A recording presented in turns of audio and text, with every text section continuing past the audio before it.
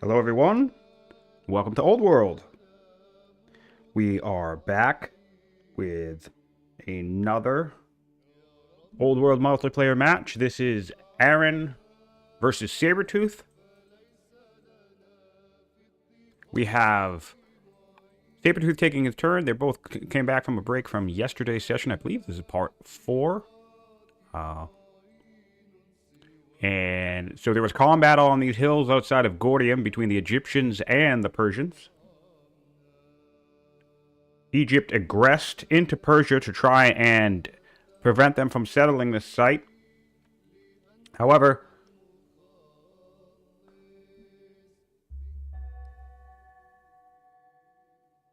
Aran was able to repel his opponent and force Egypt back through this slight mountain pass. We had an interesting situation where...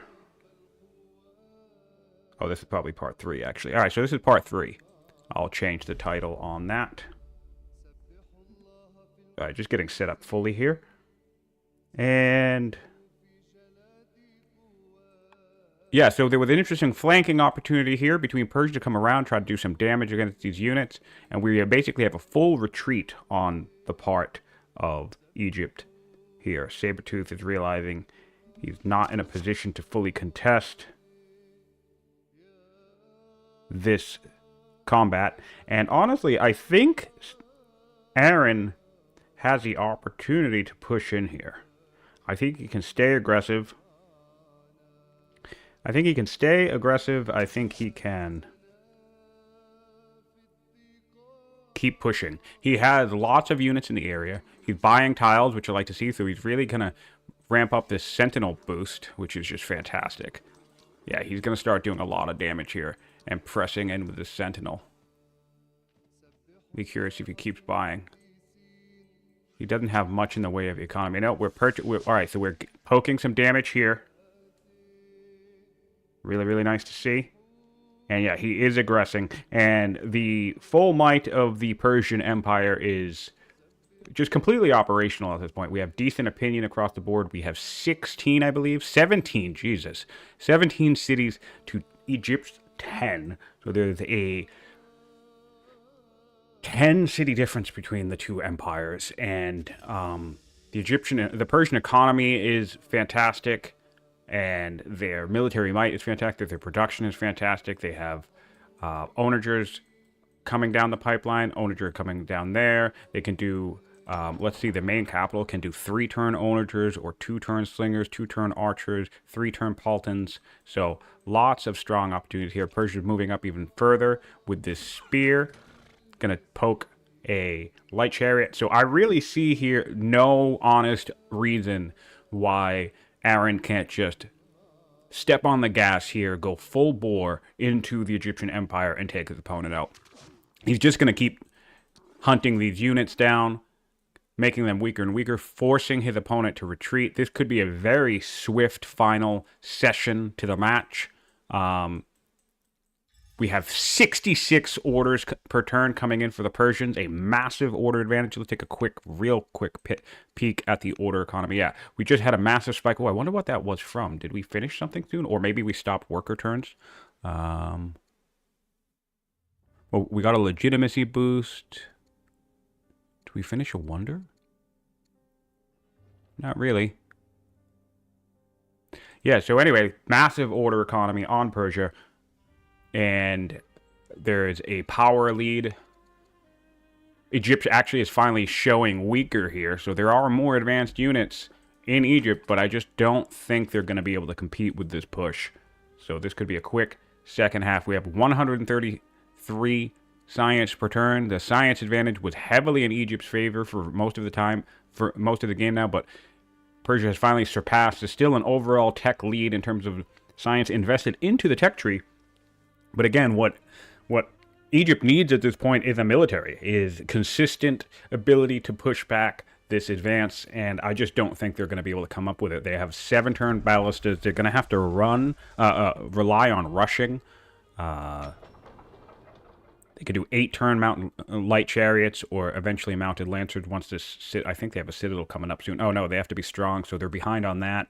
It's just not looking so great for Sabertooth, unfortunately. This is a upper bracket match, so both players can afford a loss here before being sent down into the elimination bracket. And I believe whoever wins this match, who will they face? Let's take a gander at that. I can bring that up real quick. Okay, whoever faces this, whoever wins this will face the winner of my match, which is not set to happen yet. So technically, I'm looking at a potential future opponent here based off of who wins, which is horrifying if it ends up being Aran, because Aran obviously played a very tight and strong game. Played a pretty solid game in his first match as well against Fonderkago. That was a really nice match to catch in case you've missed it. So, yeah. Oh, and we have some progress down here. I was wondering if he was going to advance. So, I really think this is the end of days for the Egyptians, for Sabertooth, because this order economy, he's going to be able to do 2 front attacks. He has all this stuff in the woods here. Of course, they will get hit by some onager fire, but really, I mean, maybe you get a kill or 2 down here, and then there's just going to be more advancement. There's Paladins that can come in, more archers that come in. So certainly if Egypt was able to defend itself from one direction, I would say there's just no way it's going to be able to fight a 2-front war. It doesn't have the manpower, let alone the orders. And even ignoring the orders, it doesn't have the manpower. Let's take a look at the comparative size of the armies here. So we have 2 siege units, 14 mounted, ranged units, 6 mounted units, and 17 infantry units in Persia. So in total, that is approximately, quick math here, 34, over 40 units, okay? Now, if we go over to Egypt's side of the map, and we can do a quick tally of their military. We have 1 siege unit, 8 mounted, and 8 infantry. So that is 17 units. So that is a massive, massive disparity. And the order economy is still not as bad as it could be. It's 46 orders to the 66 from Persia. But really, it's like, even ignoring the orders, let's say he had the orders to fight a 2-front war, he absolutely does not have the bodies. There's, 3 or 4 units in this region.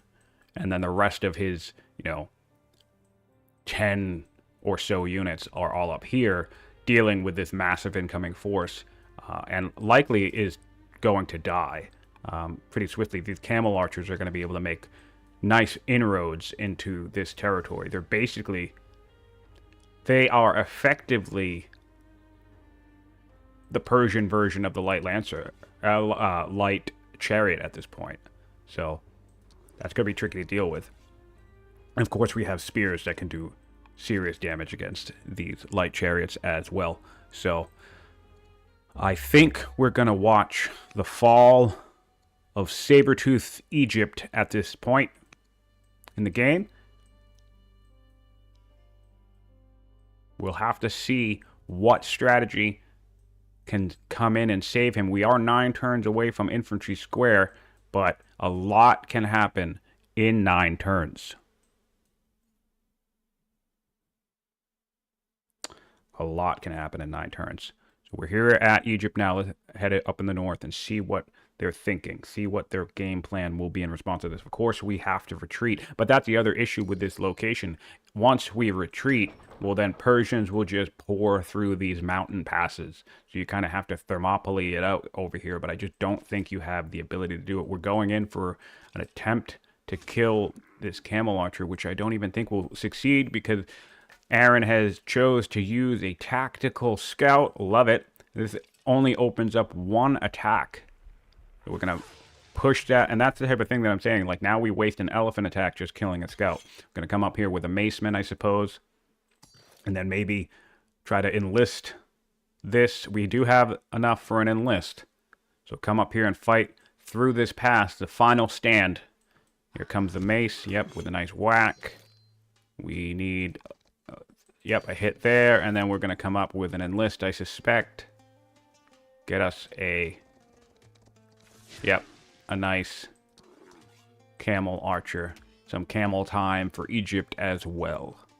They don't have land consolidation, do they? Right, no, they do not. Alright, so nice to see. That's the best we got. We're putting our spear back here. We're trying to get these forts.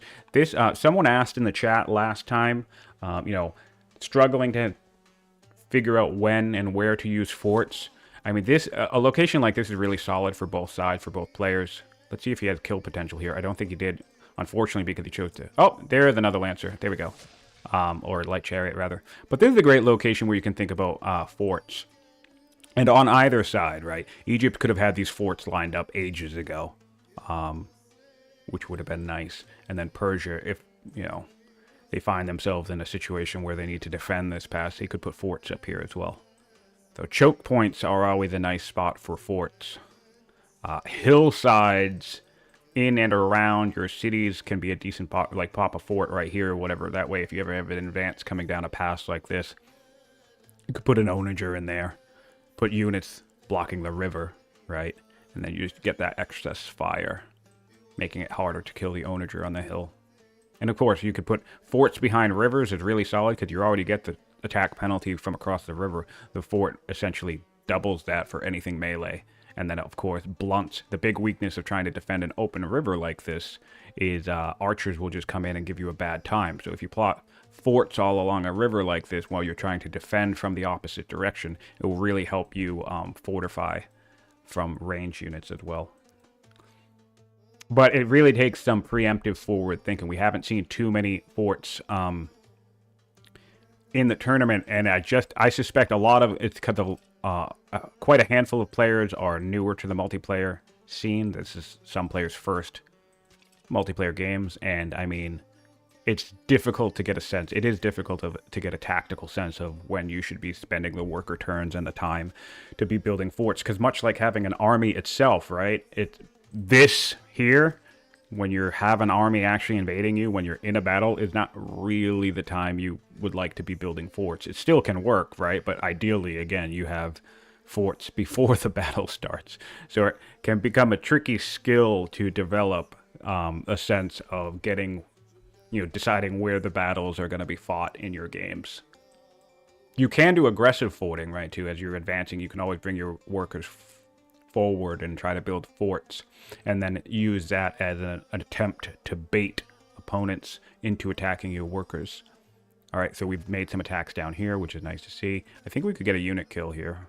We might not have the range unit. No, we have a Lancer back here. We can, yeah, I think we can get this kill.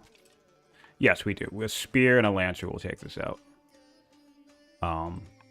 Again, I'm not really sure what that gains us in this situation. We need to buy time for infantry square, but unfortunately, we spent so much economy and resource. Well, not economy, but we spent so much in the way of our civics resources. We still do have decent civic income. Trying to, we're going to have a hard time rushing out infantry square because the training infrastructure across the Egyptian Empire is just not that great. We only have one solid unit production city. Let's take a look at what they could do here.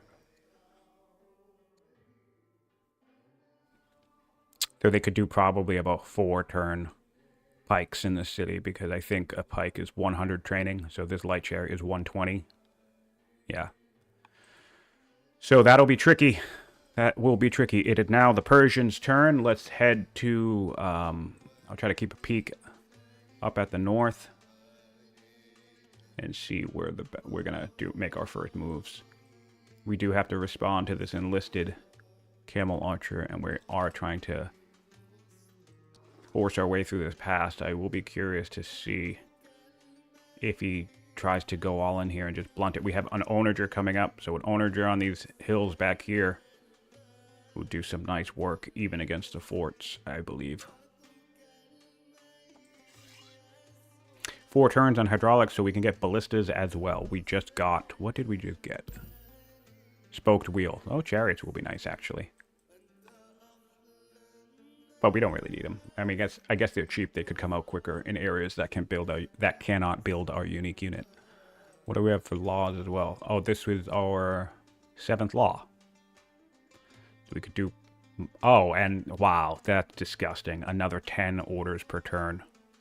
So no reason. The long-term play would be polytheism and build a bunch of shrines across your 17 cities, but really just who cares? Just get monotheism and keep attacking right now. Be focused on ending that game. You have 17 cities to your opponent's 7. There's just... I think the ability for Sabertooth to really come back from this is just not looking great, unfortunately. So it looks like we've attacked down here first. This is funny. It's like kind of hard to track as a spectator because there's 2 battlefronts.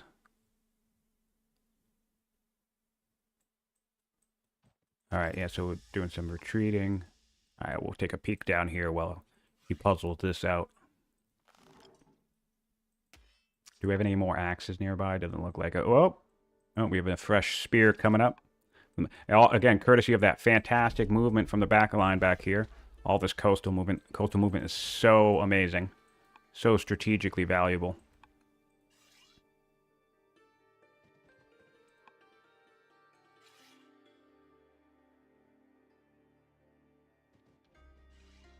Nice.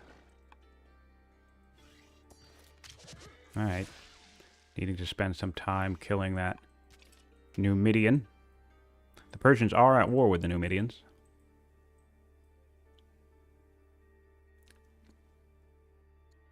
Yeah, and we are taking hydraulics, so ballistas will be joining the fight soon, which will pretty much make it impossible to hold for Egypt to hold these passes, because these ballistas will just come right into this urban and just decimate anything standing here. And then up here, same kind of different. There's no urban, but there's so many straight lines that you just shoot and do mass AoE damage in a straight line. Such a powerful unit.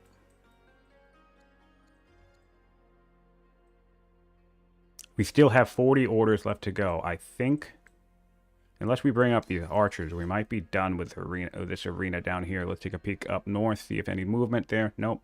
Come back south.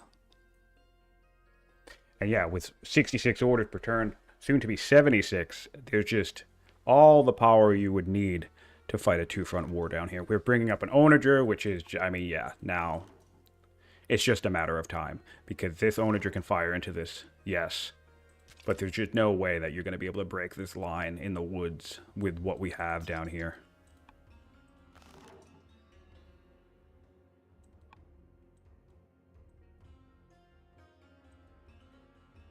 Very exciting times. Looking like a strong position for Aran.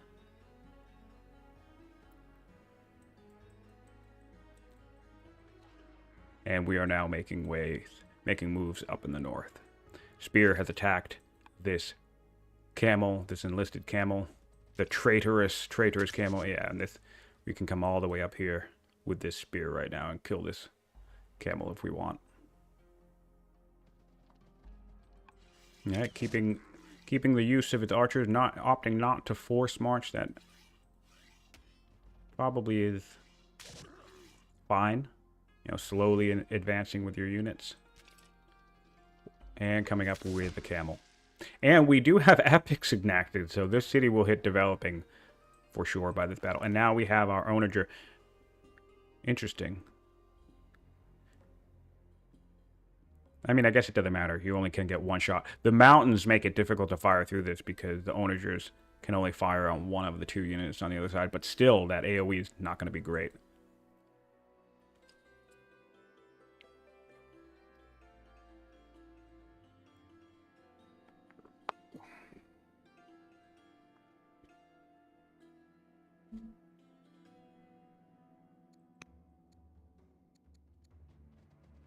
A spear coming up. This hillside is flooded with Persians.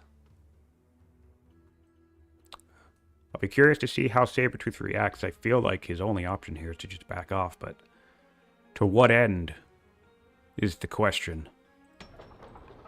And we're headed back to Sabertooth. Only lost 1 unit that turn, which is nice. But this posturing is just so fierce.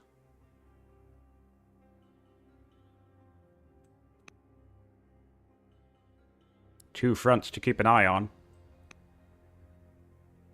Persians in the north, Persians in the south. Persians from the hills, Persians from the sea.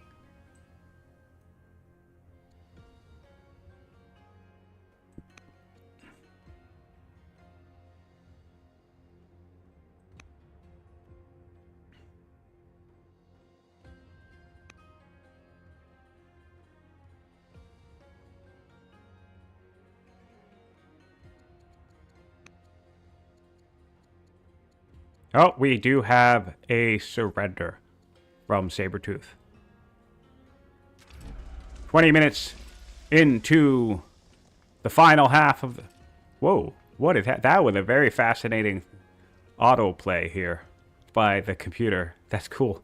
All right, 20 minutes into the last half of the game, and we have a concession from Sabertooth, a game well fought.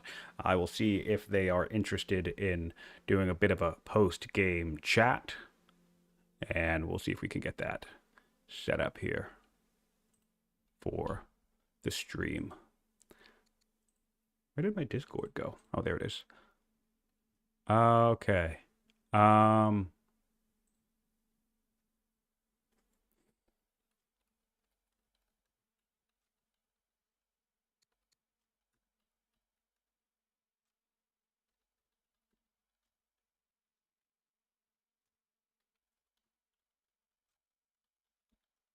Game chat.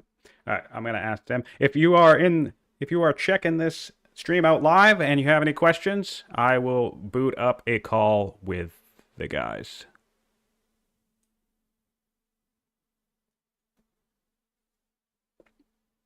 Hello. Hello. Hello. Welcome, Sabertooth. I think he's coming. Yeah. Okay. Hello. And welcome, Sabertooth, and welcome, Aran. Oh, I got the profile backwards. So we have with us Sabertooth and Aran here. Aran, good game, very, very well played. Solid expansion all across the map. You just pretty much swarmed everything, and that was looking pretty hard to deal with. I think, Sabertooth, you made the right call, unfortunately. So, good job. Thanks. Red Swarm prevails. Yeah. Yeah. Sabertooth, I had a question for you. I really liked the Sage's opener. You did a double Sage settle, but into a triple Sage settle, and that's the point where, to me, it felt a little bit greedy. And then I feel like you ended up struggling with clearing, and then you ended up in this, like, I was calling it the Egyptian crisis, like the Bronze Age collapse, because you had rebels from being unpopular, you had raids from the Numidians, and then you got a tribal invasion on top of that from the Scythians. And how were you feeling when you were in that crisis? Do you still think that, like, you had that opportunity to get that 8 strength unit and launch a good timing attack? You know, I think that was really unfortunate. I'd have to look at the replay to see, was the 3 Sage opener the problem, or was it the unluckiness of that? I will say, the greedier you are, because there's so much randomness in this game, the more it gives you less headroom if you get an unlucky thing. And I would say getting, like, it was like 5 turns I was unpopular or something, and I got 3 rebel spawns in the worst possible locations that out of the way.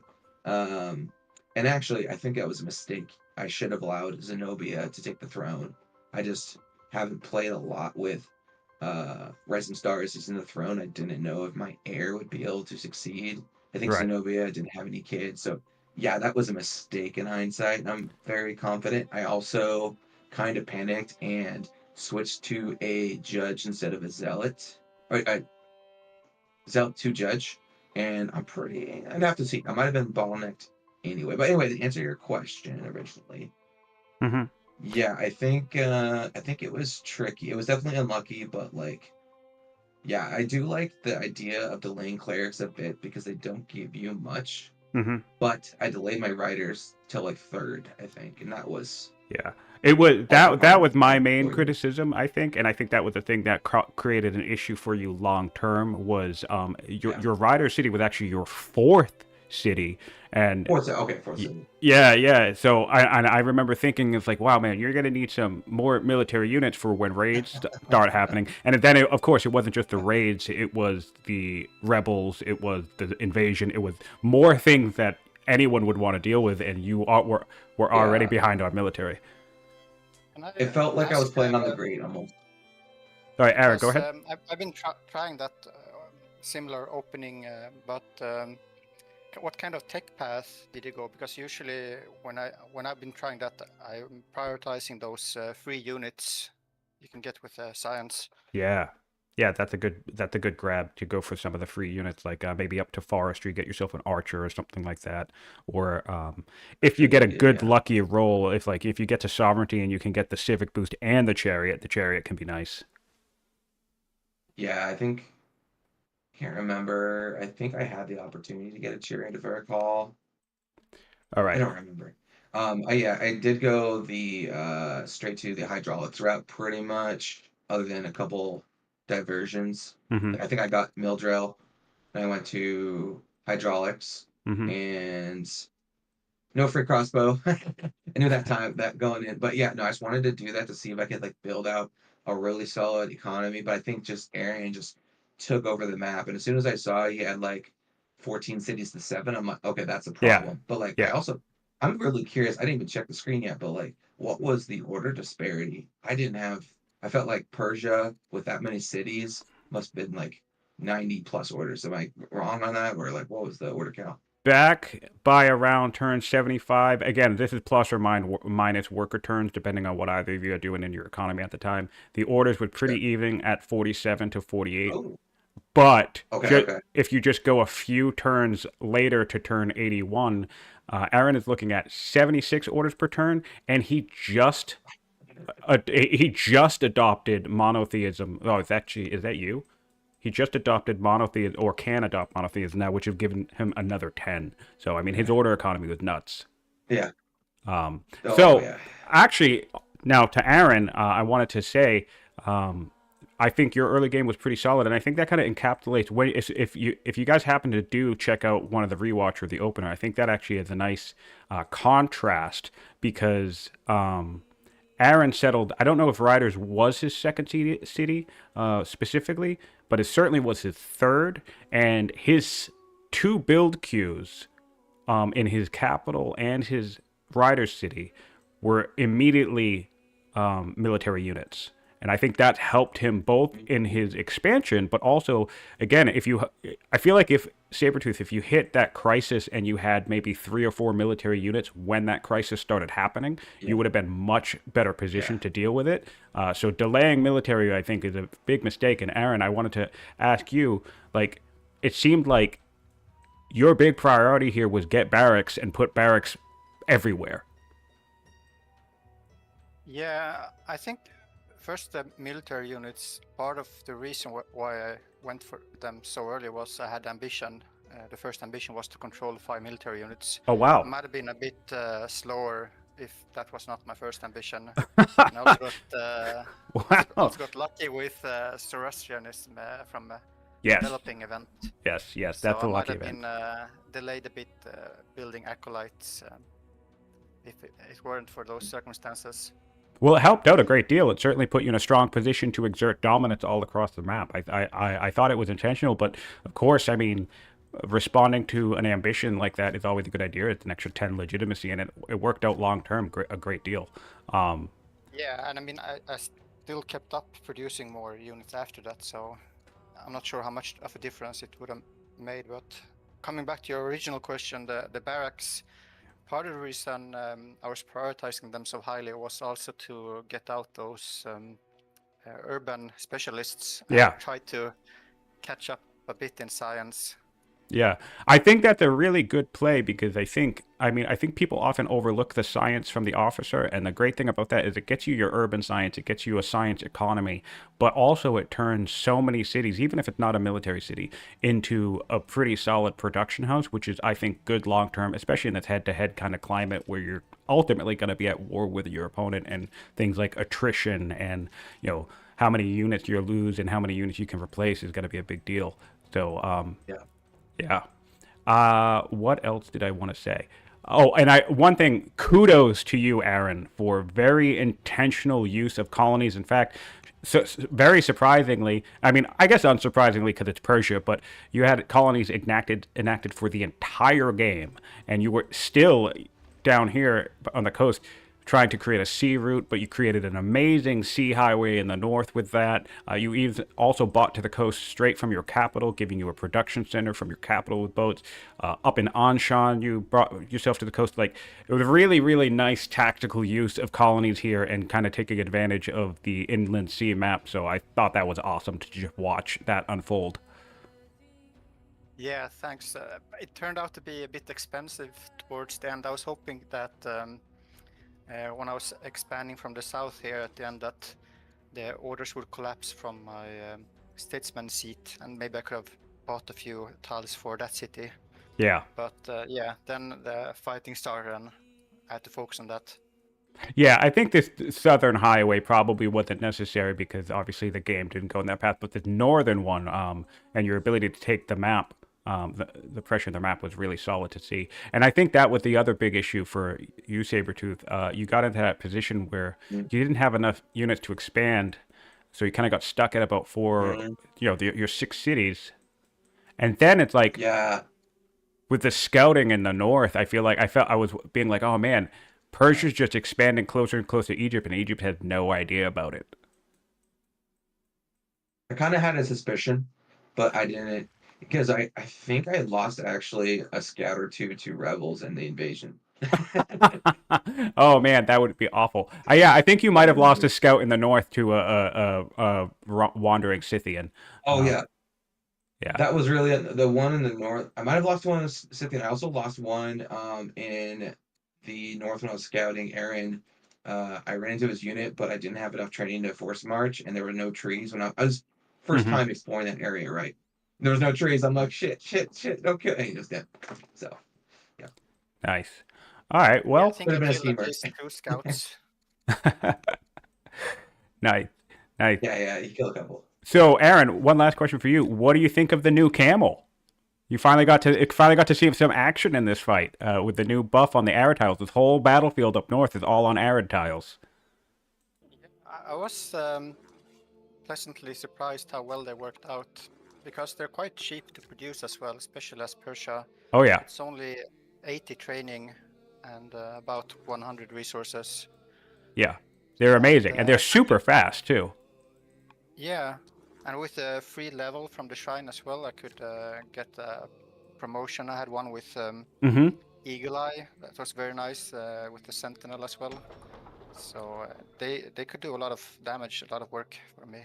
Yeah, no, that's amazing. I noticed that you had that shrine up there in the capital pretty early as well, and when the chat was pretty excited when the candles started coming, and we got to see camel action. And there's really in the north here, there's really the perfect battle for it. It's like nearly every single tile in the north is an arid tile.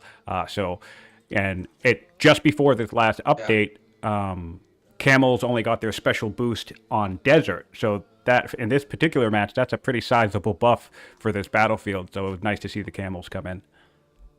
Yeah, it was a bit lucky to have that camel resource in my hunter city, because if it was riders, maybe I would have to import it, and then I wouldn't have Sentinel on it. I guess I would have Saddleborn instead. I think having such a cheap unit, kind of being able to fight on the same level of strength as the unique unit of Egypt, at 8 strength level, is I don't know. Actually, better. Maybe it's a bit too easy. 50, right? It definitely, I definitely think going forward, it's something to keep your eye out for if you see camels in the region, whether it's in your capital or maybe your second city, especially if you're up against Egypt or even Persia. I think the camel would do good work against the Persian unique unit too. So it was really cool to see you leverage that. I think the unique unit is like 160 trading, right, to build, so it's like double the cost. Yeah. Yes. No, it's a lot Question. more expensive. It has an air bonus, but it also has the plus 50% cavalry bonus. So is that in combination enough to make it on par with the 8 strength, or actually better? Yes, yeah. Now, and then when you're tossing Sentinel, because that's another thing I really liked in this battlefield. We saw Aran doing a little bit of tile buying even in the middle of this fight, which was just like Yeah. insult to injury, I suppose. Yeah. But yeah, no, I was was like, very hey, offended. solid. That makes sense because it keeps your Sentinel in the combat, so why not? Yeah. Yeah, so if I move in one of my camels here and like look at the attack Yeah. on one of the mounted lancers here, it's like 8.2 attack. Wow, towards yeah. 8 defense. But Yeah. that's also because I have a shield bearer and a pleased family, so This is that's crazy, not yeah. on an area Oh, okay. tile. It's So currently area doing tile Cameras do didn't like more. me. Yeah, and the Lancer only does 5 damage in return. The Camel will do 7 damage to a Lancer. So, all right, I think I've talked about how amazing. Honestly, I think the Lancer is my favorite unit in the game and one of the strongest in the game. But I think we may have found its counter, which is awesome. All right, Well, so good game, Aaron, and thank you so much, Siontific. yeah, I'm not seeing any questions from the chat, so I just want to thank you again, both of you, for playing a really solid game. Well done. Even Sabertooth, I know you had a bit of a crisis there, but I think you weathered it quite nicely. It's just unfortunately the momentum, it's hard to come back if you start falling behind on that momentum. But Aran, very, very well played. And of course, Sabertooth, you are not out of the tournament yet. You have an elimination match to fight. So I'm looking forward to both of you playing in your next games. And thanks again for letting us watch. Thanks for watching Thank and you. commentating. All right, take care, guys. All right, everybody, that's it for the stream. I'm going to do a quick recap of some things that we can see here. We have massive order economy. We had Aran securing absolute dominance on the map, 17 cities to 7 from Egypt. A decent spread of wonders, though. We had 3 Egypt secured, 3 wonders secured by Egypt, 3 secured by Persia. And then one thing I want to call out here by the end is these production stats.